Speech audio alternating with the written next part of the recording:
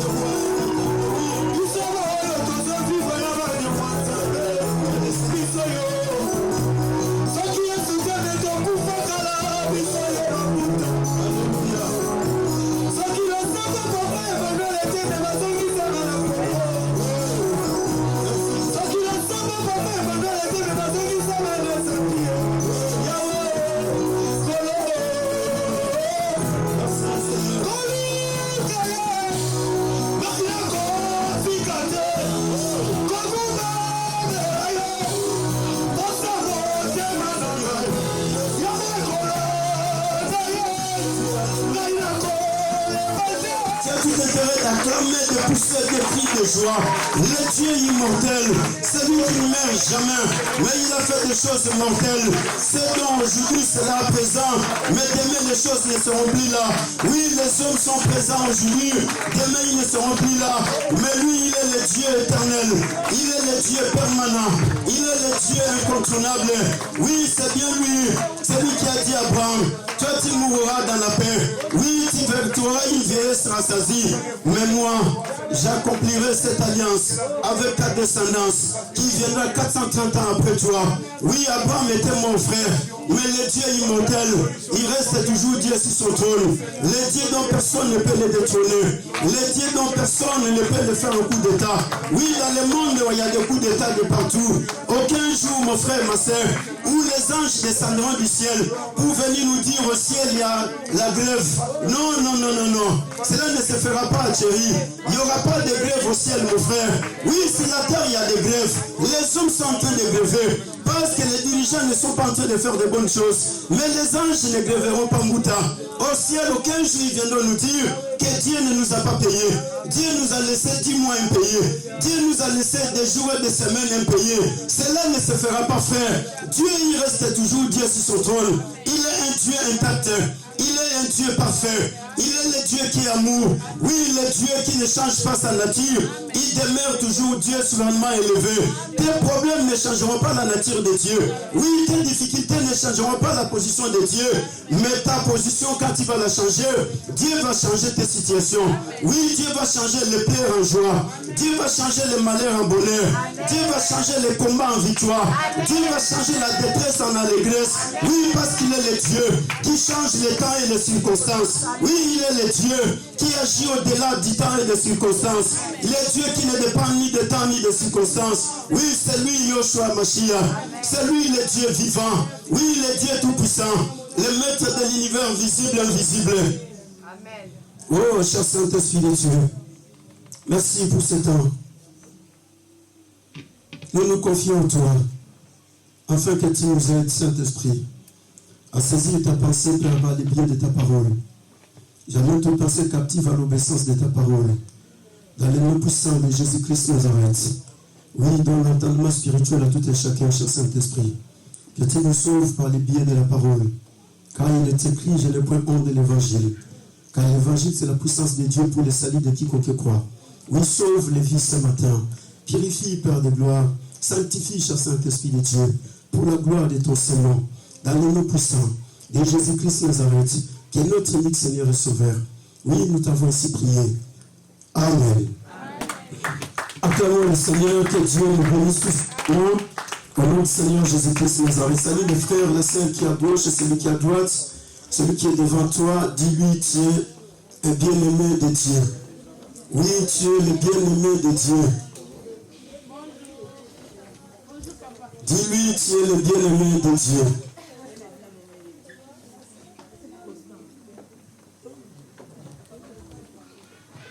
On dirait qu'on n'est pas ici, hein?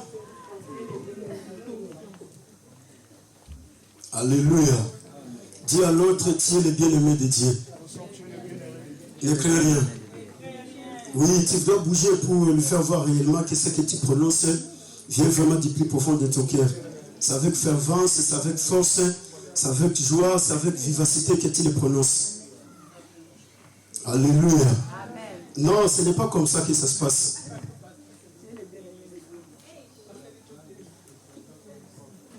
Ça ne se passe pas comme ça. Ah, le Covid ne va rien faire. Quel Covid? Alléluia. Vous avez mis ça, oui, vous embobiné avec cette pensée-là, Covid. Non, c'est pas ça. Ça détruit les vies des gens, l'amour, la paix dans les cœurs des gens. Genèse chapitre 11, gloire à Dieu. Nous allons nous mettre debout, nous allons lire la parole de Dieu, puis nous allons vaguer. Nous allons avancer, naviguer dans les eaux, oui, les plus profondes de la parole de Dieu.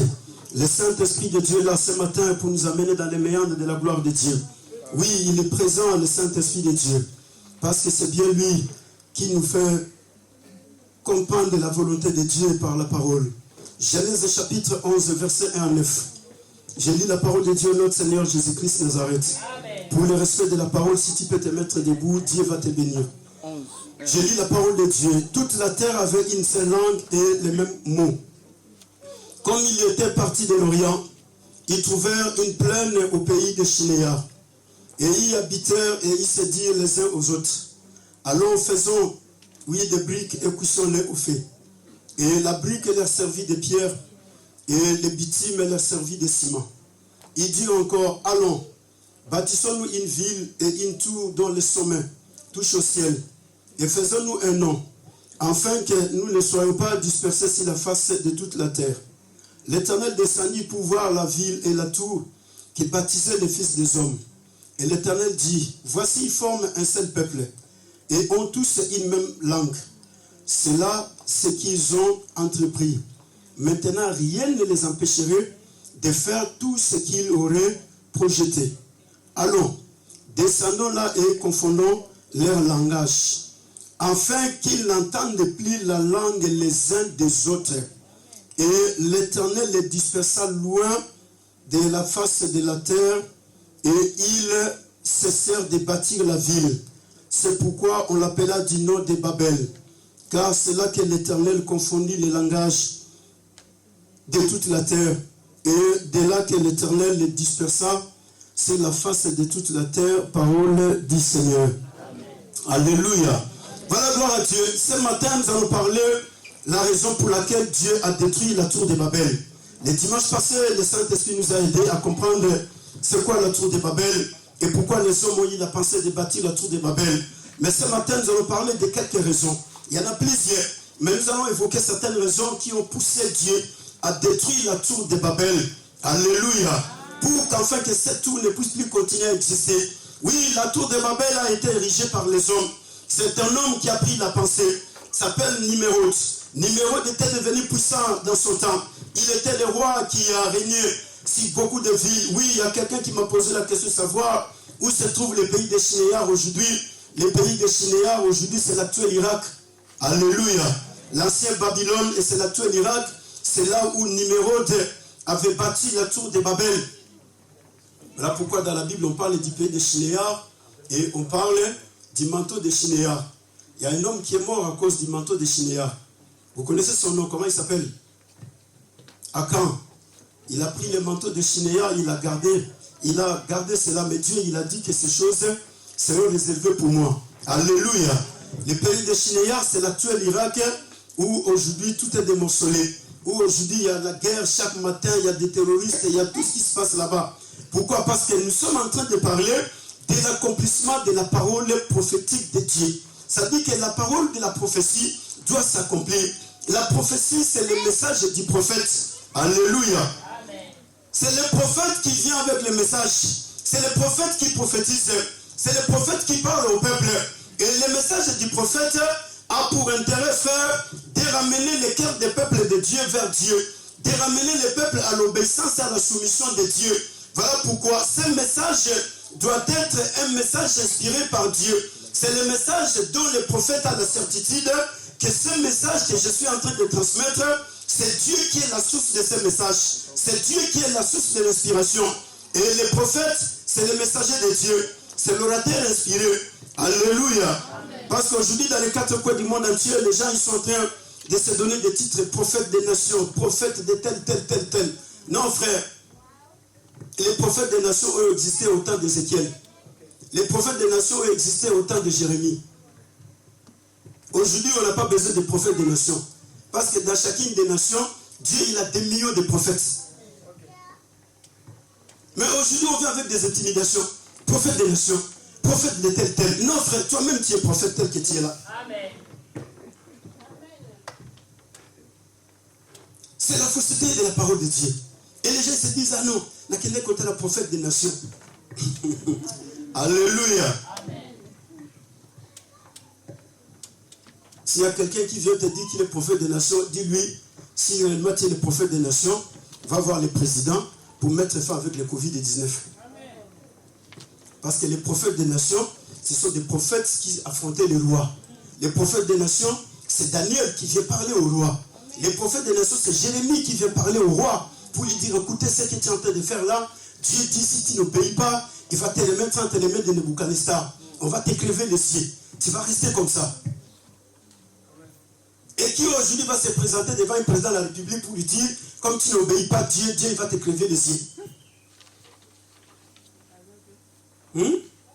Qui est ce prophète-là? Comment il s'appelle? Dit la richesse. Quand l'homme avait péché dans le jardin d'Éden, l'homme n'a pas perdu le matériel. Quand l'homme a péché dans le jardin d'Éden, l'homme n'a pas perdu l'argent. Mais la chose la plus importante que l'homme avait perdu dans le jardin d'Éden, c'était son intimité avec son Créateur. L'homme n'a pas perdu de voiture. L'homme a perdu sa relation avec Dieu. L'homme a perdu, oui, le bonheur que Dieu lui avait accordé, l'amour de Dieu qui était dans son cœur. L'homme en a perdu. Voilà pourquoi il est sorti en dehors du jardin. Il a commencé à trembler. Aujourd'hui, dans les quatre coins, on parle de la prospérité. Oui, frère, le message de la prospérité n'est pas mauvais.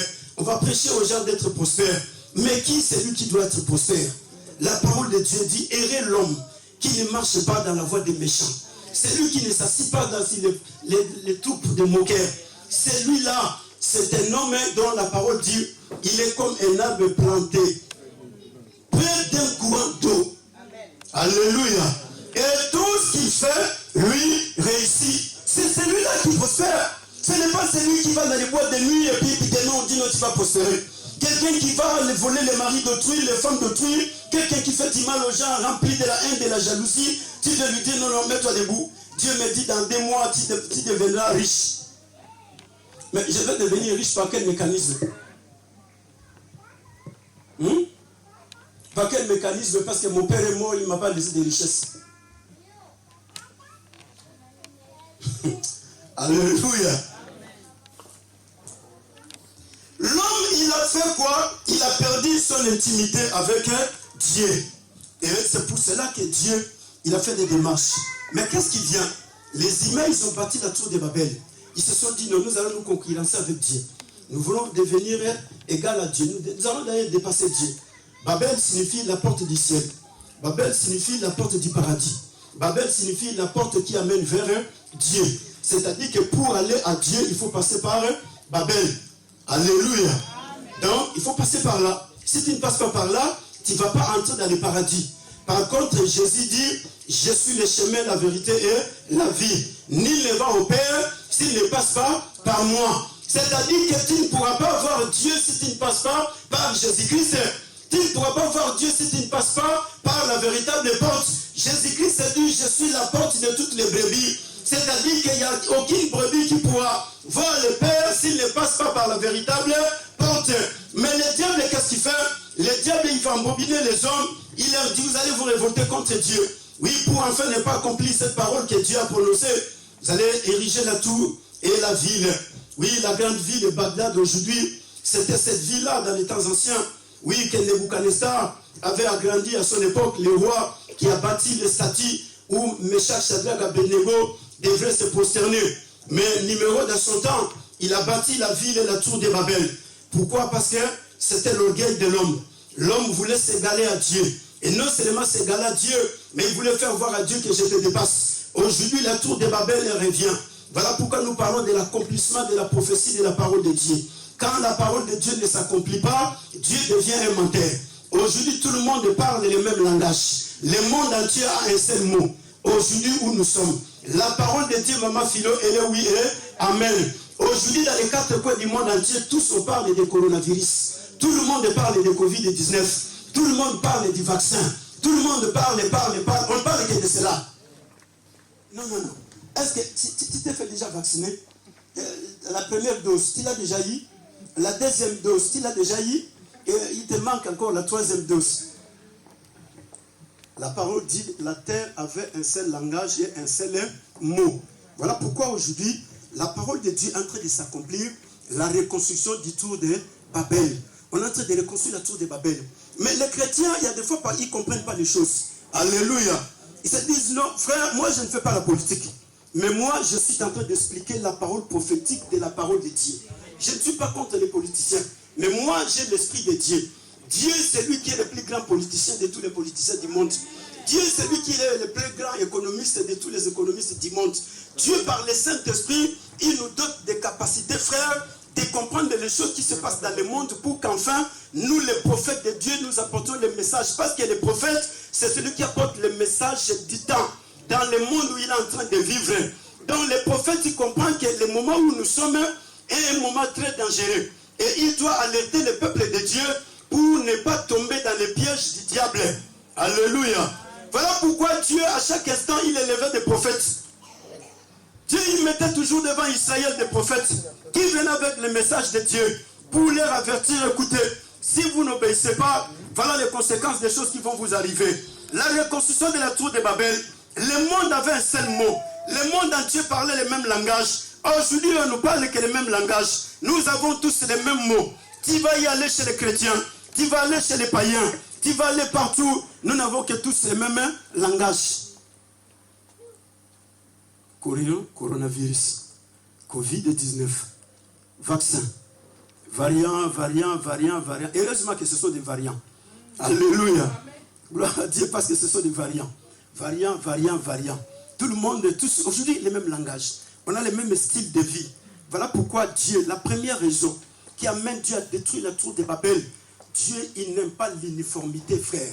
Dieu, il est contre l'uniformité, Maman Philo. Aujourd'hui, nous sommes tous dans l'uniformité. Ils sont tous dans masque. Dans tous les quatre coins du monde entier, tout le monde, si tu n'as pas de masque, on te voit comme si tu es vraiment, tu ne vis pas dans ce monde. Tu vas aller partout dans les pays du monde entier, nous sommes tous dans l'uniformité. Oui ou non? Nous sommes tous dans l'uniformité, c'est-à-dire nous vivons dans la même façon. Il n'y a pas de variation. Mais Dieu n'est pas le Dieu d'uniformité. Dieu, c'est un Dieu qui est unique, mais il travaille dans la diversité. Dieu ne peut pas, frère, travailler dans l'uniformité. Dieu, il est contre l'uniformité. Voilà pourquoi, numéro 2, voulait faire vivre les hommes de son temps dans l'uniformité. C'est-à-dire qu'ils vivent dans la monotonie. Alléluia. Vivent dans cette même régularité. Vivent dans la même position, dans la même situation. Donc, on vit comme ça, tous, présidents, riches, médecins, chômeurs, pauvres, intellectuels, non intellectuels. tous dans la même façon de vivre. Mais Dieu, il dira non. Je n'ai pas dit ça. Depuis le premier jour que j'ai fait le monde, j'ai prononcé une parole. Et la parole que j'ai prononcée, cette parole doit s'accomplir. Mais quand la parole de Dieu ne s'accomplit pas, les choses deviennent beaucoup plus compliquées. Alléluia. Et Dieu, il va se décider. Il dit, descendons et confondons-les. Nous allons le détruire. Pourquoi? Parce que Dieu, il a prononcé la parole. Dieu, il a dit ceci. Même après les déluges, Dieu, il a répété la même parole. Parce que Dieu, c'est un Dieu de répétition. Dieu, il se répète. Il a dit à Noé, soyez féconds, multipliez, remplissez la même parole qu'il avait prononcée au temps d'Adam et maintenant, quand on vient, on construit la tour de Babel, nous allons tous monter au ciel. Cette parole, elle a des places. Donc, la parole de Dieu n'a pas de place. Nous allons monter au ciel pour aller vivre là où se trouve Dieu. Mais Dieu, il a dit, vous allez rester sur la terre. Vous allez vous multiplier sur la terre. Vous allez faire tout sur la terre. Mais on dit non, on ne veut pas là. Nous, on veut monter au ciel. Voilà pourquoi aujourd'hui, on veut nous faire vivre dans un gouvernement unique. C'est-à-dire que le monde entier, les premiers ministres de l'Angleterre, comment il s'appelle encore? Que je salue, Boris Helsin. Dieu va commencer à l'exciter pour lui dire... Hein? Boris Johnson. Boris Johnson. Pour lui dire, tu dois faire partie de ce pays de l'Union européenne. Mais les gens, ils diront, non, c'est la politique. Ils vont perdre une force. Parce que l'Angleterre était la force de l'Union européenne. Donc, quand ils vont perdre la force, ils vont se retrouver déséquilibrés. Et ils vont plus continuer à foncer, à faire leurs choses. Et il leur dit, moi je dois partir. Tu vas payer des milliards d'argent? Oui, oui, je suis prêt, je vais payer des milliards d'argent.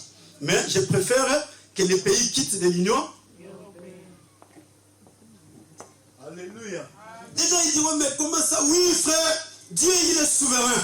Il sait qu'il y a un danger qui est en train d'arriver. Mais qui je vais utiliser pour empêcher ce danger? Dieu il n'a pas besoin, frère, de prendre seulement les chrétiens.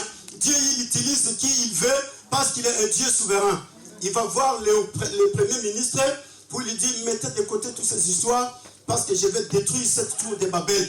Cette reconstruction qui veut se faire sur le monde, je vais le détruire. Voilà pourquoi, mon frère, ma soeur, Dieu n'aime pas l'uniformité. Dieu aime que les hommes vivent dans la diversité. Et raison pour laquelle Dieu il a fait des blancs, Dieu il a fait des noirs, Dieu il a fait toutes les couleurs qui sont sur la terre des vivants. Dieu il a fait des géants et des hommes courts. Dieu il a fait des lobistes et de ceux qui sont minces. Ça c'est Dieu. La diversité dans l'unité. Dieu il a donné aux hommes les langues. Mais les êtres humains, qu'est-ce qu'ils font? Non, vous êtes de quelle tribu? Votre tribu là en tout cas, vraiment il y a plein de sorciers. Vous êtes de quel dialecte? Votre dialecte là, frère, c'est Dieu. Dieu il travaille comme ça. Dieu ne peut pas laisser les hommes parler la même langue, sinon ça sera très dangereux. On doit vivre avec beaucoup de langues pour qu'on n'arrive pas à se comprendre dans certaines choses. Pour qu'enfin que les gens n'arrivent pas à mettre leurs projets en place et réussir avec tous les projets machiavéliques, diaboliques, sataniques. Si tous ont parlé l'anglais, c'est-à-dire c'est fini. Mais il faut qu'il y ait des gens qui parlent l'espagnol pour qu'enfin que les Anglais ne comprennent pas qu'est-ce qu'il est en train de parler. Il faut qu'il y ait des gens qui parlent le portugais pour que les Français ne comprennent pas qu'est-ce qu'il est en train de dire. Il faut qu'il y ait des gens qui parlent l'italien pour que les gens n'arrivent pas à comprendre qu'est-ce qu'il dit. Il faut qu'il y ait des gens qui parlent l'arabe pour qu'enfin que les autres n'arrivent pas à comprendre qu'est-ce qu'il est en train de dire. Il faut qu'il y ait des gens qui parlent toutes les langues du monde entier. Et Dieu, il va détruire toutes ces choses. Pourquoi? Parce que Dieu doit faire amener l'homme dans l'originalité des choses. La première raison Dieu détruit, c'est à cause de l'uniformité. Voilà, cette uniformité, aujourd'hui, elle est dans l'église. Alléluia. Romains chapitre 12. Nous allons lire la parole de Dieu. Que le Saint-Esprit de Dieu nous aide. Vous y êtes? Chapitre 12. J'ai lu la parole de Dieu à notre Seigneur Jésus-Christ de Nazareth. Romains chapitre 12, verset 3 à 8. Je vais lire la parole du Seigneur. C'est l'inspiration du Saint-Esprit par le biais de notre ami Paul. Par la grâce qui m'a été donnée, j'ai dit à chacun de vous de n'avoir pas de lui-même une trop haute opinion, mais de revêtir des sentiments modestes, selon la mesure de foi que Dieu a réparti à chacun. Car comme nous avons plusieurs membres dans un seul corps, et que tous les membres n'ont pas la même fonction. Ainsi, nous qui sommes plusieurs, nous formons un seul corps en Christ. Et nous sommes tous membres les uns des autres. Vous avez trouvé cela dans vos Bibles? Amen. Puisque nous avons des dons différents, selon la grâce qui nous a été accordée, que celui qui a les dons de prophétie l'exerce selon l'analogie de la foi. Que celui qui est appelé au ministère s'attache à son ministère. Que celui qui enseigne s'attache à son enseignement. Et celui qui exhorte à l'exhortation. Que celui qui donne les fasse avec libéralité. Que celui qui préside les fasse avec zèle. Que celui qui pratique la miséricorde les fasse avec joie. Parole du Seigneur. Amen. Alléluia. Amen. Le Saint-Esprit, il va parler. Cette parole, elle est pour toi, elle est pour moi. Elle est pour tous les hommes dans les quatre coins du monde entier. Paul reçoit l'inspiration pour parler au Dieu, lui accorder l'autorité apostolique d'annoncer la parole de Dieu dans tous les quatre coins du monde entier à son époque. Oui, il était le premier apôtre qui se déplaçait de l'Asie pour affronter l'Europe. Il était le premier apôtre qui a affronté, oui, l'Afrique du Nord. Il est le premier apôtre qui est parti dans des voyages missionnaires. C'était la grâce de Dieu qui lui a été accordée. C'était la faveur de Dieu. Voilà pourquoi, mon frère, ma soeur, tout ce que nous sommes en train de faire sur la terre des vivants, c'est la grâce de Dieu. Personne ne le mérite. Ce que nous sommes aujourd'hui, c'est la grâce de Dieu. Ce que tu as aujourd'hui, c'est la grâce de Dieu. Ce n'est pas un mérite, mon frère, pour qu'en fait que tu puisses te battre la poitrine. Non, frère, c'est la grâce de Dieu. La parole de Dieu dit, Dieu il fait miséricorde à qui il fait miséricorde. Dieu il a compassion de qui il a compassion. Alléluia. Oui, il y a certaines personnes qui ignorent certaines choses. Ils se disent, non, non, ils ont courage dans l'œil. Je suis encouragé. Moi, je bosse très fort. Frère, sœur, il y a des courageux sur la terre des vivants qui sont morts et qui n'ont rien réalisé. Des hommes et des femmes courageux. Quand on te dit, non, celui-là, vraiment, c'est un courageux. C'est un courageux. Mais c'est Dieu lui-même, dans son grand amour, il a dit, non, je vais le faire pour toi. Et voilà pourquoi la parole de Dieu nous dit ceci. Par la grâce que tout un chacun de nous a reçue de la part de Dieu. Oui, si tu es en Europe aujourd'hui, c'est la grâce de Dieu. Tu n'as pas besoin de te moquer des gens qui sont en Afrique. Si tu es aujourd'hui là, avec la carte de séjour, c'est la grâce de Dieu. Oui, si tu travailles aujourd'hui, c'est la grâce de Dieu. Oui, si tu as une voiture aujourd'hui, c'est la grâce de Dieu. Tu as une maison, tu es en train de dormir, c'est la grâce de Dieu. Si tu es dans les mariages, c'est la grâce de Dieu. Si tu as 10 € dans tes comptes, c'est la grâce de Dieu. Alléluia. Amen. Oui, frère, c'est la grâce de Dieu. Oui, ma soeur, c'est la grâce de Dieu. Un jour, il y a un homme qui était en train de passer dans une rue. Et quand il passe dans la rue, il se retrouve devant une feuille blanche. Cette feuille blanche qui était vierge. Oui, il n'y avait pas des écritures. Et cet homme, il a négligé la feuille blanche. Il a laissé, il est parti. Et après lui, il y a une femme qui vient. La femme retrouve la même feuille. Et elle se dit non, je vais prendre cette feuille. Bien qu'elle est blanche, il n'y a rien qui est écrit. Je vais prendre la feuille. Je vais partir avec dans ma maison. Écoutez, la femme va prendre la feuille. L'homme, il est parti. Et quelques temps après, il revient. Il dit non, non, non. J'ai commis une erreur, je dois retourner. Parce qu'il y a une feuille blanche que j'avais laissée là-bas. Il revient, il rencontre que la feuille blanche a été déjà récupérée. Il va poser la question aux jeunes qui étaient aux alentours. Les jeunes lui diront, non, il y a une femme qui était en train de passer. Nous, on croyait que c'était sa feuille, elle a jeté. Mais elle a récupéré cette feuille. Écoutez, frère, écoutez, ma sœur. Hier, tu étais la feuille blanche où rien n'était écrit. Mais aujourd'hui, il y a un grand écrivain qui a écrit l'histoire de ta vie. Aujourd'hui, tu es appelé marié. Aujourd'hui, tu es appelé, je sais tout ce que tu es appelé. Oui, parce qu'il y a quelqu'un qui a écrit sur la feuille blanche. Mais la feuille blanche qui a été négligée par l'homme a été récupérée par la femme. Oui, le frère qui dort dans ton salon, dont tu sautes chaque matin, frère, ne néglige pas ses frères. Parce que tu ne connais pas. Qu'est-ce que le grand écrivain va écrire sur la feuille blanche de l'histoire de la vie de cet homme? Oui, tu ne connais pas. Qu'est-ce que le grand écrivain va écrire, frère? Le plus grand écrivain qui a écrit l'histoire des hommes s'appelle le Saint-Esprit de Dieu. Amen. Oui, le Saint-Esprit n'a pas encore écrit l'histoire de ta vie, frère. Aujourd'hui, tu as une feuille blanche, vierge. Les gens, ils regardent, se disent, il n'y a rien. Frère, il y a des gens aujourd'hui qui sont encore dans cette étape-là. Ils sont rien. Ce sont des feuilles blanches. Mais toi, tu es déjà parti. On a écrit dans ta feuille, tu es de la nationalité française. Tu as une voiture. Tu as une maison. Tu as des enfants. Tu es dans les mariages. Tu as le travail. Mais l'autre qui a encore la feuille blanche, ne néglige pas cette feuille, frère. Parce que le jour où l'écrivain va commencer à écrire Ces jours-là, frère, Pénine a été tenté de négliger une feuille blanche qui s'appelle Anne. Elle ne faisait que se moquer. Oui, de cette femme. Il y a des hommes comme ça sur la terre des vivants. Oui, quand il est dans la voiture, il se voit comme s'il est au ciel. Même s'il y a quelqu'un qui passe après de lui pour lui dire, non frère, si tu peux m'aider, me dépose là-bas, il dit, ah, oui, frère, je suis encore une feuille blanche. C'est bien lui ou bien ce n'est pas lui. Voilà pourquoi, frère, s'il y a un homme qu'on devrait négliger dans le monde, c'était Pierre qui a renié Jésus. Mais Jean, il a compris. Thomas, il a compris. Il a dit, cet homme, on ne peut pas le négliger. Bien qu'il a renié le Seigneur 3 fois, mais c'est le même homme. Ce qui le regard du Seigneur était posé. C'est le même homme. Ce qui le Seigneur a donné la parole. Tu es Pierre. Si c'est roc, je bâtirai mon église. Les séjours des morts ne provoqueront pas contre mon église. Je te donnerai les clés du royaume. Ce que tu lieras sur la terre sera délié dans les cieux. Ce que tu vas lier sur la terre sera lié dans les cieux. Écoutez mon frère, écoutez ma soeur. Ne néglige pas l'homme qui est à tes côtés. Ne néglige pas la femme qui est à tes côtés. Ne néglige pas tes enfants. Ne néglige pas les voisins, les voisines.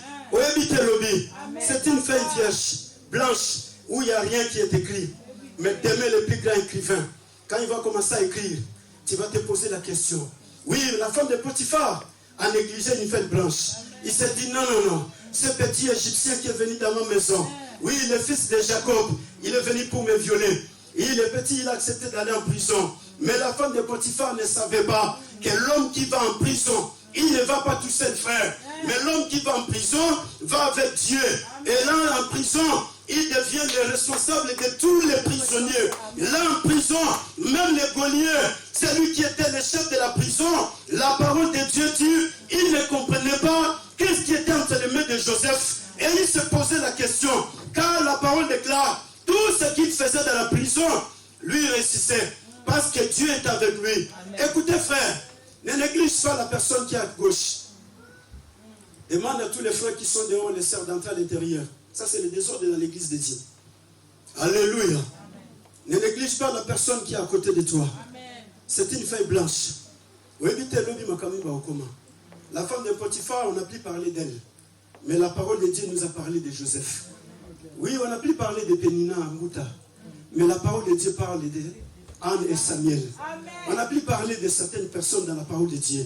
Oui, la parole dit que personne sur la terre des vivants, les êtres humains tels que nous sommes. Oui, Paul va donner un conseil très très prépondérant pour dire ceci, que personne n'ait de lui-même une très haute opinion. Alléluia. Que personne ait de lui-même une très haute opinion. Oui, il y a des gens qui se voient comme s'ils sont supérieurs aux autres. Il y a des gens qui se voient comme s'ils dépassent les autres. Il y a des gens qui se disent, moi je suis président de la République, je suis au-dessus de la mêlée. Je suis préfet, je suis maire, je suis au-dessus. Frère, l'homme sans Dieu, il n'est rien. Oui, parce que Dieu est capable de te récupérer le souffle de vie en une seconde qui président et qui Dieu est capable de te récupérer le souffle en une minute. L'olendo et Sili. Dieu est capable parce qu'il te fait retourner dans la poussière, là où tu as été tiré. Voilà pourquoi c'est la terre des vivants. L'homme doit savoir vivre dans l'humilité. L'homme doit savoir vivre, frère, dans la simplicité. L'homme doit savoir vivre avec les autres. Oui, dans l'harmonie. C'est ça ce que Dieu attend de toi et moi. Mais ne te vois pas comme si tu dépasses les autres. Non, personne ne dépasse les autres. Ne te vois pas comme si tu dépasses ta femme. Ni tu dépasses ton mari. Tu dépasses tes enfants. Tu ne dépasses personne. Parce que tout un chacun de nous a reçu une grâce de la part de Dieu. Oui, même l'enfant que tu es en train d'héberger aujourd'hui, tu ne sais pas ce qu'il va devenir demain. Hier, la maman de Joseph Kabila a hébergé un petit garçon. Mais il ne savait pas que son fils deviendrait président des grands pays, la République démocratique du Congo, pendant 18 ans. Alléluia. Amen. Oui, les jeunes qui ont grandi avec lui. Mais le jour où il est devenu président, ils se sont dit, mais tout le monde oui. Oui, c'est bien Dieu qui fait les choses, frère. Ce n'est pas la capacité intellectuelle qui fait les choses. Parce qu'il y a des gens qui ont des grands diplômes. Mais bon, comme on va présidenter. Il y a des gens qui ont des grands diplômes. Ils ne vont pas devenir des ministres. Par la grâce de Dieu. Oui, nous devons vivre dans l'humilité, frère. Nous devons vivre dans la simplicité. Si Dieu aujourd'hui t'a béni, Ne te crois pas comme si Dieu s'est arrêté avec toi. Si Dieu t'a donné le mariage, ne crois pas que Dieu il a fini avec toi. Si Dieu t'a donné des enfants, ne crois pas que Dieu s'est arrêté avec toi. Si Dieu t'a donné du travail, des papiers, ne crois pas que Dieu s'est arrêté avec toi. Parce que ce que Dieu va faire demain avec les autres, toi tu ne sais pas. Frère, Dieu est la source intarissable. C'est une source qui n'a jamais tari. Si Isaac venait aujourd'hui, il rencontrerait des hommes et des femmes en train de se marier. Mais lui, il croyait que le mariage s'était arrêté avec lui et Rebecca. Mais si Jacob venait aujourd'hui, il va rencontrer des hommes et des femmes qui sont en train de se marier. Mais Jacob croyait que le mariage s'était arrêté entre lui et tous les autres. Mais s'il revenait aujourd'hui, il va retrouver. Oui, frère, il y a des choses que Dieu continue à faire. Parce qu'il est le Dieu de la continuité de l'histoire de l'humanité. Oui, voilà pourquoi Mouta, il ne faut pas se sentir complexé. Oui, il y a des gens qui disent non. Pour qu'il ne soit pas grand frère, David était en train de pleurer. Salomon, mon fils, est jeune. Je suis en train de mourir. Mais comment il va gérer la royauté? Mais David lui dit, fortifie-toi. Alléluia. Fortifie-toi. Parce que l'Éternel t'a choisi. Oui, l'ouvrage est très grand. Mais Dieu t'a choisi. C'est toi qui vas bâtir cet ouvrage. Mais Salomon devrait se fortifier. Mais son père est parti, c'est lui qui avait l'expérience de la royauté. C'est lui qui avait la connaissance de la royauté. Il est mort. Mais qui est le grand qui va relever Salomon pour aller dans la supériorité? C'était la sagesse et l'intelligence que Dieu lui avait accordée. Mais aujourd'hui, beaucoup de gens, ils se sont détruits parce qu'ils ont besoin, frère, Mouda, il y a des jeunes qui se sont détruits aujourd'hui parce qu'ils ont besoin d'être avec les grands. Est-ce que les grands ont pose la question. Est-ce qu'il continue toujours à marcher de la crainte de Dieu? Est-ce qu'il fait toujours les choses comme Dieu l'avait inspiré hier? Oui, la parole de Dieu nous dit, chacun de nous a reçu des Christ. Mais dans ce même corps de Christ, tout un chacun de nous a reçu le don selon la grâce de Dieu. Oui, par la foi qui nous a été accordée. Alléluia. Tout un chacun de nous a reçu un don de la part du Saint-Esprit. Aujourd'hui, la plus grande difficulté, les chrétiens sont en train de galérer dans les quatre coins du monde entier. Pourquoi? Parce qu'on leur dit, non, non, non, toi, tu n'as rien. Tel que tu es là, tu n'as rien. Tu dois attendre jusqu'à ce que, moi, ton pasteur, je vais découvrir les dons qui est en toi. Alléluia. Jusqu'à ce que l'apôtre va découvrir les dons. Oui, ça c'est la grâce que Dieu fait. Le pasteur qui est le responsable, Dieu lui donne la capacité de comprendre certaines choses dans la dimension spirituelle. Mais le chrétien lui-même aussi doit savoir que le jour où tu as accepté Jésus comme Seigneur et Sauveur, le jour où Jésus a pardonné tes péchés, ce jour-là, le Saint-Esprit a mis un don dans ton esprit. Or, le don, c'est la capacité divine que Dieu met dans l'esprit de tout chrétien. Alléluia. C'est la capacité de Dieu. C'est la capacité surnaturelle que Dieu met dans l'esprit de tout un chrétien pour opérer dans le monde surnaturel. Parce que Dieu est esprit. Et tout étant esprit, l'Église doit opérer dans la dimension surnaturelle.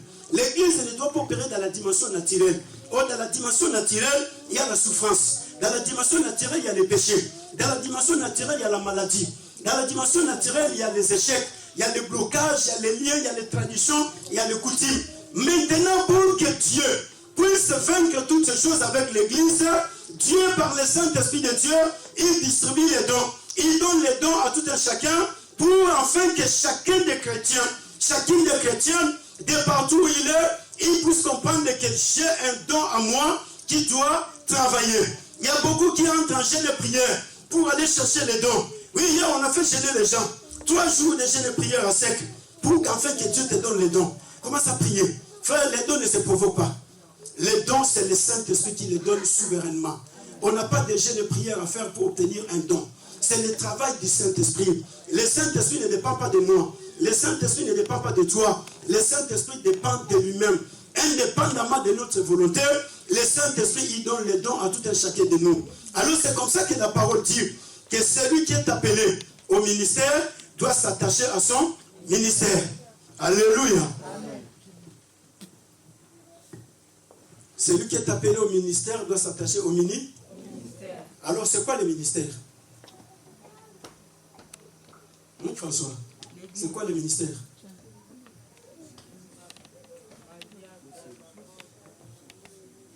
Parce qu'à l'église aujourd'hui, quand on parle du ministère, on se dit, moi je ne suis pas ministre de Dieu. Le ministère, c'est pour les ministres, les pasteurs, les apôtres, les prophètes, les évangélistes, les archevêques, les archibishops, c'est pour eux le ministère. C'est ça, n'est-ce pas? Non, dans le langage de la parole de Dieu, la parole de Dieu, Jésus n'a jamais prêché en français. Jésus, il était sur la terre, la langue de Jésus, c'était l'araméen. Jésus n'a jamais prêché en portugais. Jésus n'a jamais prêché en espagnol. Jésus n'a jamais prêché en anglais. Jésus, sa langue utilisée, c'était l'araméen. Et dans la langue d'origine, voilà pourquoi aujourd'hui quand on parle du charisme, dans les églises, on se dit, l'église où elle est charismatique. Ce pasteur-là, il est charismatique. Vraiment, c'est un homme de charisme. C'est quoi le charisme? Alléluia. Quand vous êtes charismatique, charisme est yo. Alléluia. Mais le charisme, ce n'est pas un mot français. C'est un mot d'origine biblique qui va de l'araméen pour l'hébreu, l'hébreu pour le grec. Mais cela ne signifie pas tout ce qu'on fait ici aujourd'hui dans les églises. Non. Les dons est accordé à tout un chacun comme étant une capacité, c'est naturel venant de Dieu. Tel que tu es là, Dieu t'a donné une capacité. Le ministère, c'est le service. Dans la langue de la parole de Dieu, cela signifie diakonos, qui signifie en grec, c'est le diakonos, qui signifie le service. C'est-à-dire, c'est la charge qui est donnée à tout un chacun. Donc l'église a beaucoup de ministères.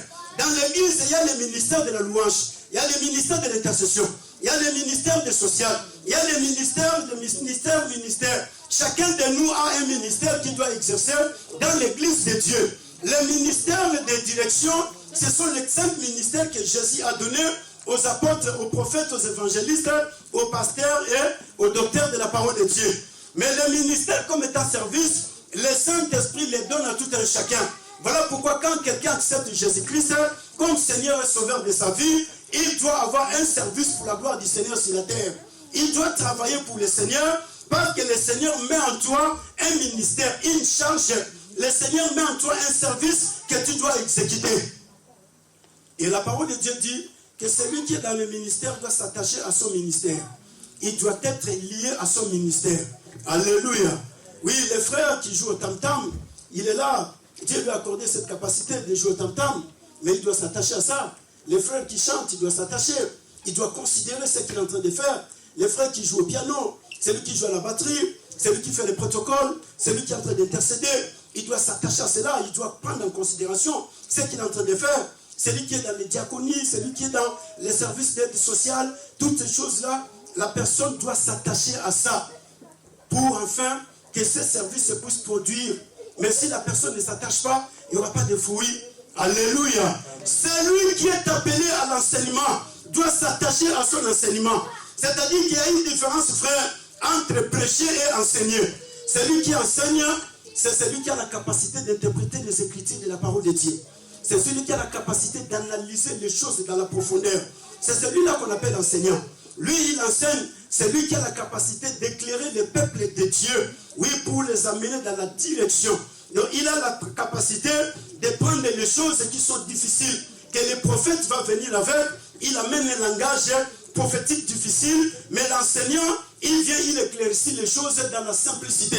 Il a cette capacité-là. Alors celui-là, il doit s'attacher à son enseignement. Oui, dans les 4 coins du monde entier, nous avons des enseignants dans toutes les églises. Mais la parole de Dieu dit que celui qui prophétise s'attache à la prophétie et qu'il le fasse avec analogie. Selon la foi. Alléluia. Celui qui prophétise. Qui est celui qui prophétise? Celui qui prophétise, c'est celui qui est en train de parler de la part de Dieu. La parole de Dieu dit ceci. Aucune prophétie de la Bible n'a été l'objet d'une interprétation pas poussée par le Saint-Esprit de Dieu que les hommes ont parlé de la part.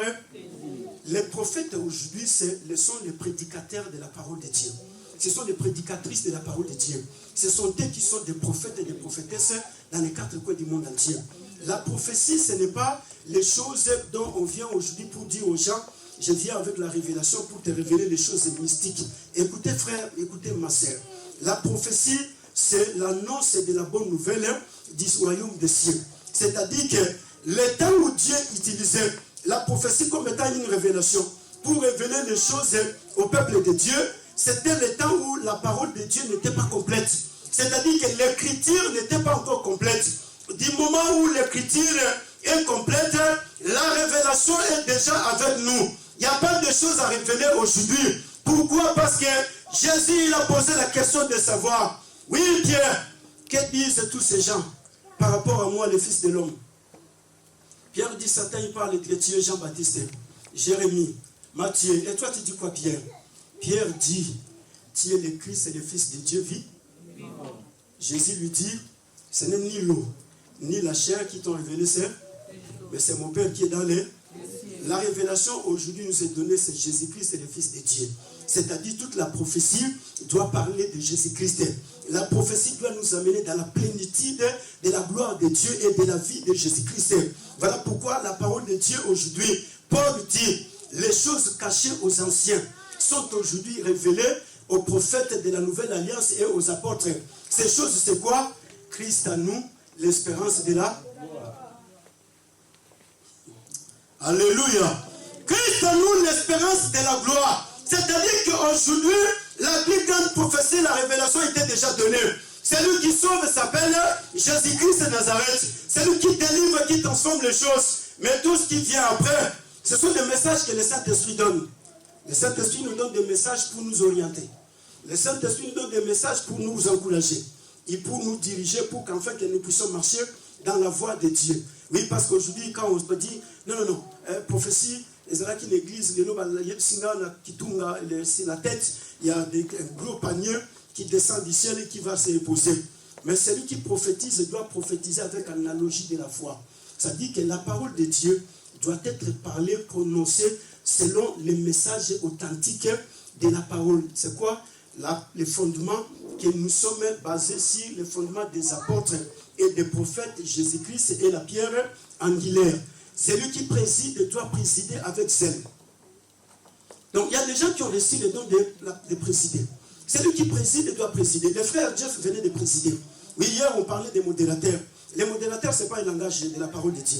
Mais celui qui préside, c'est celui qui travaille. C'est celui qui guide. C'est celui qui est en train de guider les gens. Les pasteurs, ce sont des présidents des églises. Les parents, les chefs de famille, ce sont des présidents de famille. Ça dit qu'un père qui est dans sa famille, il est le président de sa famille. Il doit présider sa famille avec zèle. Le chef de l'entreprise, il est le président de son entreprise. Il doit guider, conduire son entreprise pour qu'enfin que cela ne tombe pas dans la faillite. Ce sont des présidents. C'est lui qui travaille dans une dimension. Les responsables, les dirigeants de la chorale, les dirigeants de l'intercession, les dirigeants, je ne sais moi de quel département, ce sont des présidents. Ils sont les bâtons de guider le peuple, ils sont avec eux, de leur montrer le chemin, de les guider pour qu'enfin, qu'ils puissent avancer dans la voie du Seigneur. Celui qui préside doit présider avec zèle. Celui qui exhorte s'attache à l'exhortation. Alléluia. Le Saint-Esprit a réparti les dons. Toi, tu as reçu les dons d'exhortation. Malheureusement qu'aujourd'hui, l'Église ne s'exhorte pas. Frère, l'exhortation est très importante. Toi et moi, nous devons nous exhorter les uns les autres. Parce que nous sommes au temps où le diable est en train de faire des choses très dangereuses. Mais la parole dit, celui qui exhorte doit s'attacher à l'exhortation. L'exhortation, c'est pour amener le peuple de Dieu à l'obéissance de Dieu et à l'obéissance de la parole de Dieu. L'exhortation, c'est pour réprimander celui qui vit dans le péché. C'est pour le corriger. On doit l'exhorter. Lui dire non. Ce que tu es en train de faire là, cela n'est pas bien.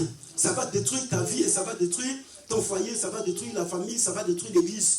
Donc on l'exhorte, on le réprimande, on le fait retourner dans le droit chemin. L'exhortation, c'est pour encourager les chrétiens dans leur combat. L'exhortation, c'est pour encourager les chrétiens dans ces temps de la fin, les moments difficiles de l'histoire de l'humanité. Nous devons nous exhorter dans les luttes qu'on a, les difficultés de la vie quotidienne de tous les temps. Nous devons savoir nous exhorter les uns les autres. Mais malheureusement que nous, aujourd'hui, nous ne le faisons pas. Même les messages que les frères Jeff envoient sur nos WhatsApp, sur Messenger, sur je ne sais moi quoi, personne n'a la capacité ni le courage de partager ces messages. Mais tu as la capacité d'envoyer des vidéos où on parle des bêtises. Tu les transmets aux autres. Des vidéos où on dit des choses qui n'intéressent rien, qui n'édifient pas. Mais tu as la capacité de les partager. Mais quand le frère Jeff envoie la vidéo de la prédication de la parole de Dieu qu'il a filmé à l'église, tu n'as pas la capacité sur ton groupe d'envoyer cette parole aux gens. Frère, comment allons-nous aider les autres qui sont en train aujourd'hui de sombrer dans le mal? Combien allons-nous relever C'est dont le diable aujourd'hui est en train de le faire reculer en arrière. Tu sais combien de hommes et de femmes que le diable est en train de détruire leur foi aujourd'hui. Mais qu'est-ce que la parole de Dieu dans les livres d'Hébreux? Exhortez-vous les uns et les autres pour qu'enfin vous ne puissiez pas tomber dans la tentation du diable. Parce que lui, il est en train de tenter les gens. Mais aujourd'hui, l'église n'a pas cette capacité. Les frères et sœurs, on vient à l'église, quand on quitte l'église, on se dit, ah frère Jeff, ça lui regarde. Il est en train de filmer, c'est bien pour lui, mais moi je ne vais rien faire. Mais frère et sœurs, quand tu vas commencer à exhorter les gens, à envoyer la parole de Dieu, tu sais combien de vies que tu vas sauver? Mais quand tu envoies les vidéos, non, prophète tel, c'est là qui ça. Apôtre tel, il a fait ceci. L'évangéliste tel, le pasteur tel, il a fait ceci. Oui, parce que quand le monde est en train de parler du renouvellement de l'établissement du nouveau ordre mondial, l'église est en train dans la distraction. L'église tombe dans la distraction profonde. Le diable, il va travailler avec cet esprit-là. L'église tombe dans l'assoupissement. Oui, voilà pourquoi les 5 vierges sages, la parole de Dieu dit quoi? Ils avaient gardé leur lampe et il y avait l'huile dans leur lampe. Mais les 5 autres folles, il n'y avait pas l'huile. Ils sont tombés dans l'assoupissement, dans le sommeil spirituel. Quand le diable est en train de faire la publicité dans le monde des Covid-19, le diable est en train de faire la publicité des vaccins, le diable est en train de faire la publicité des variants, des maladies, de tout ce qui se passe dans les 4 coins du monde. Qu'est-ce que nous, l'église, nous faisons? L'église est dans les murmures, l'église est dans la distraction, l'église est dans le sommeil spirituel. Personne ne se dit non, moi aussi je vais me réveiller, je vais commencer à parler. Oui, même si on m'interdit, frère, parce que je ne me suis pas fait vacciner, je ne vais pas entrer dans les restaurants pour manger et boire un petit café. Frère, j'ai la véritable nourriture que je mange chaque minute, chaque seconde. Cette nourriture s'appelle le corps de Jésus-Christ de Nazareth. Je mange ce corps. Le Seigneur, il m'a dit, car c'est mon corps, mangez cela. Oui, même si je ne prenais pas du café dans les restaurants, mais j'ai le vrai café que je bois. Oui, c'est le sang de Jésus-Christ.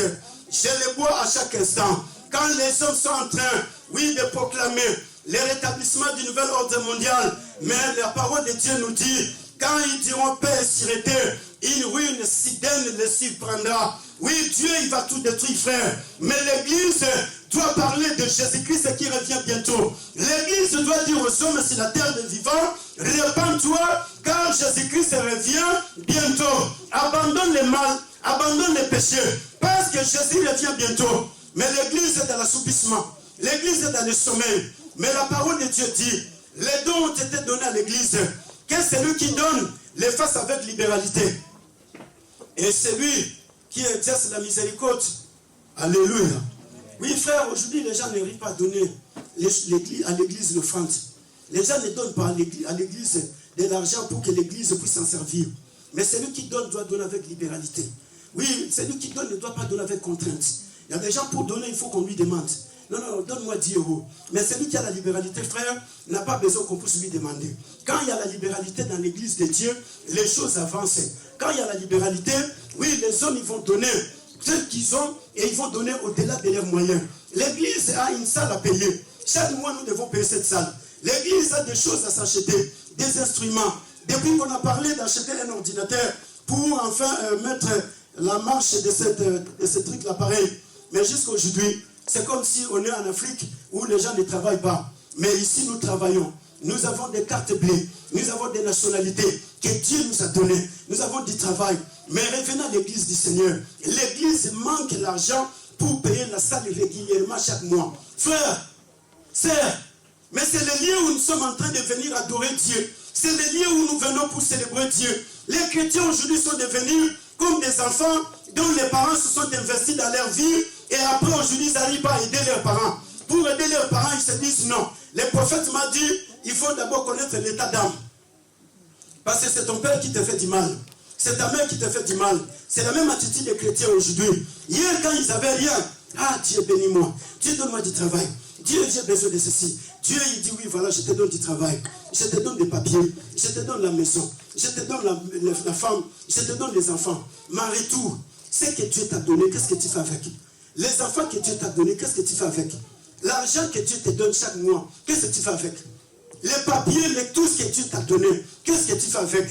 Mais est-ce que celui qui donne les fasse avec libéralité? Il doit avoir la sympathie, la générosité de donner avec tout son cœur, sans contrainte. Aujourd'hui, les gens sont très contents pour qu'on passe dire, écoutez, qui va donner 1000 euros, passer devant? Qui va donner 200 euros? Qui va donner 100 euros? Et quand on dit non, il faut le faire libéralement. Oui, voilà, il y a les paniers. Tu peux donner 1000 euros, tu peux donner 100 euros. Tu peux voir la diaconesse Rosalie qui est là pour donner l'argent qu'on puisse payer la salle. Non, les gens se disent, non. Ça, c'est la responsabilité du pasteur. Frère, ce n'est pas la responsabilité du pasteur. C'est la responsabilité commune. Que c'est lui qui donne les faces avec libéralité. C'est le Saint-Esprit qui a donné les dons. 1 Pierre chapitre 4, versets 10 à 11. Quelle nous dit la parole de Dieu?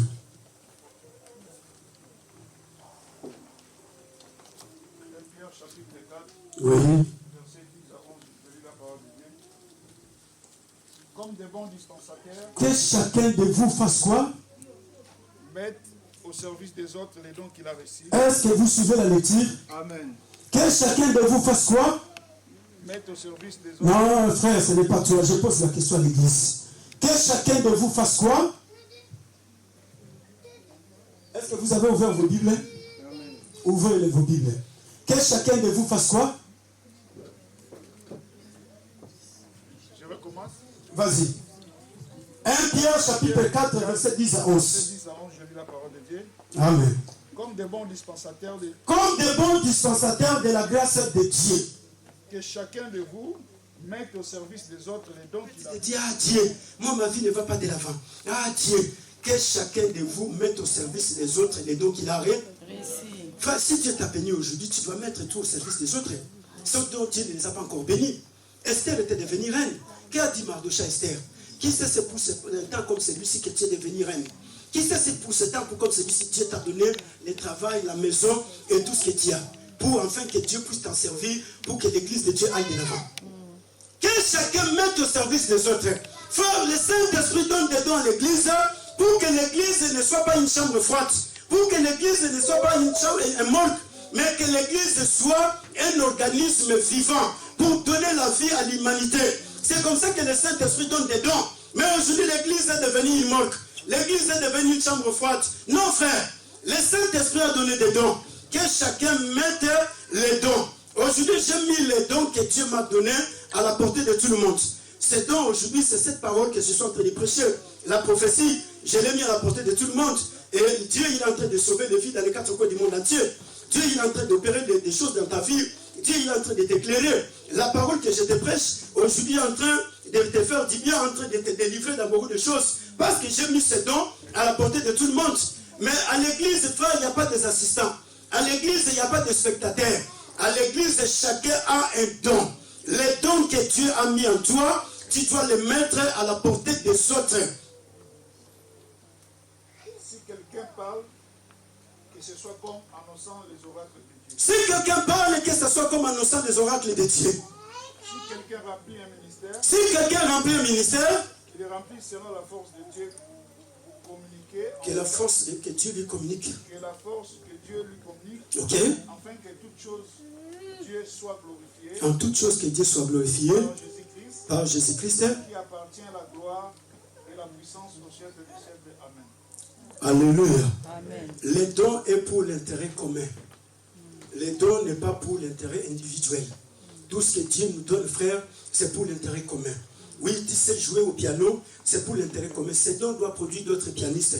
Tu sais prêcher, ces dons doivent produire d'autres prédicateurs. Voilà pourquoi aujourd'hui, je suis fier, j'ai le frère Isaac qui prêche la parole de Dieu. C'est ces dons-là qui produisent aujourd'hui. Je suis fier aujourd'hui, je vois le frère François en train de présider. Oui, je suis fier de cela parce que les dons sont en train de travailler. Je suis fier de voir aujourd'hui Charlène jouer à la guitare. Je suis fier de voir aujourd'hui le frère Brandon jouer à la batterie. Parce que les dons sont en train de produire, en train de travailler. Je dois mettre les dons à la portée de tout le monde. Toi, les dons que le Saint-Esprit en toi, tu les gardes. Tu te dis non, moi je ne vais rien faire. Frère, le Saint-Esprit va te réclamer, ma fille. Les dons que j'ai mis en toi, qu'est-ce que tu as fait avec? Parce que les jours où tu vas te présenter devant Jésus, Jésus ne te posera pas la question combien de millions as-tu sur la terre? Mais qu'est-ce que tu as fait avec tout ce que j'ai mis en toi? Les talents et les capacités que je t'ai donnés, qu'est-ce que tu as fait avec? Est-ce que l'as-tu mis à la portée des autres? Oui, les frères Thierry qui chantent, les frères Pichou qui chantent à l'église, oui, les dons doivent produire d'autres chantres. Les dons ne peuvent pas rester uniformes. Non, je ne resterai pas ici 365 jours en train de prêcher tout seul. Non, là, ça devient la tour de Babel. Je peux prêcher pendant 1 mois, pendant 2 mois, mais il faut qu'il y ait d'autres prédicateurs. Demain, il faut que François puisse prêcher. Demain, il faut qu'on vienne, on voit le frère Alain en train de présider.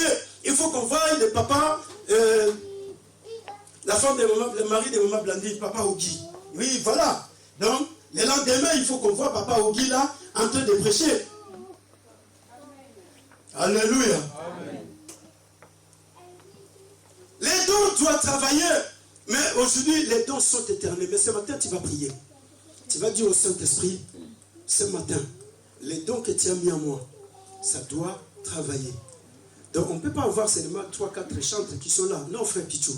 On doit avoir plus de 50 chantres ici. Parce que les dons qui sont en toi doivent produire. Les dons sont pour l'intérêt commun. Les dons n'est pas pour toi, mais Dieu l'a mis en toi pour que toi tu puisses produire d'autres capacités, d'autres talents, d'autres frères et sœurs qui vont chanter pour la gloire du Seigneur. Les frères Jeff à la caméra, il doit produire d'autres frères et sœurs qui sont en train de travailler à la caméra. Parce que les dons sont pour l'intérêt commun. Donc on doit voir demain, Janice est en train de filmer. Les frères, ça lui fera aussi du bien. Dire, ah, t'as la moussala dans l'accès de Janice aujourd'hui, même si je ne suis pas là, Janice est là, il va faire le travail. Mets-toi debout, tu vas prier.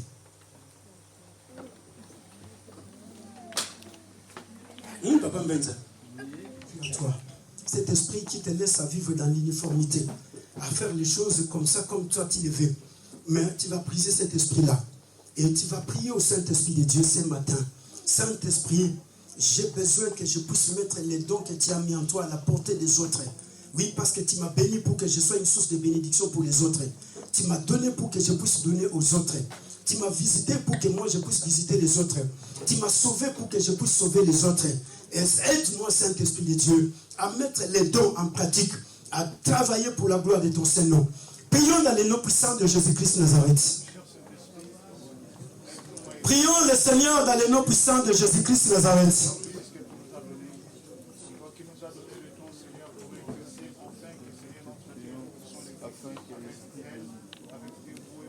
Oui, tu vas briser cet esprit de l'uniformité qui t'empêche de ne pas, faire la volonté de Dieu.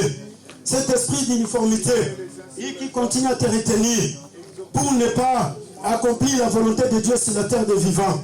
Oui, dans le nom de la puissance des ténèbres, au nom puissant de Jésus-Christ Nazareth. Oui, tout esprit d'uniformité dans l'église de Dieu. Oui, je suis en train de disperser l'esprit de la tour de Babel. Dans le nom puissant de Jésus-Christ Nazareth. Oui, ce matin, au nom puissant de Jésus-Christ Nazareth. Oui, tout esprit de la tour de Babel, je le détruis totalement. Au nom puissant de Jésus-Christ Nazareth. Oui, je suis en train de le renverser. Au nom puissant de Jésus-Christ. Oui, dans cette église locale, évangélique de la faute antique. Oui, dans la vie de tes fils et de tes filles. Je suis en train de renverser cet esprit. Je suis en train de détruire, Père de gloire. Oui, toute la puissance de la tour de Babel. Oui, l'esprit d'uniformité. Dans le nom puissant de Jésus-Christ Nazareth. Oui, qui empêche l'église de Dieu. Qui empêche le peuple de Dieu. Oui, de ne pas pouvoir avancer, mettre les dons que tu as mis en tout un chacun en pratique. Dans le nom puissant de Jésus-Christ Nazareth. Je détruis cela. Dans le nom puissant de Jésus-Christ Nazareth. Au nom puissant de Jésus-Christ Nazareth. Oui, le Seigneur, il a dit, descendons, confondons-le. Oui, ce soir que le Seigneur descend, puisse confondre tout. Le langage de la tour de Babel. Oui, le mot de la tour de Babel. Oui, qui est mis en toi. Qui te retient. Pour qu'enfin, que tu ne puisses pas avancer avec le Seigneur sur la terre des vivants. Pour que tu ne puisses pas t'engager à servir Dieu, à faire du bien, oui, à travailler avec les dons que le Saint-Esprit de Dieu a mis en toi, dans le nom puissant de Jésus-Christ Nazareth.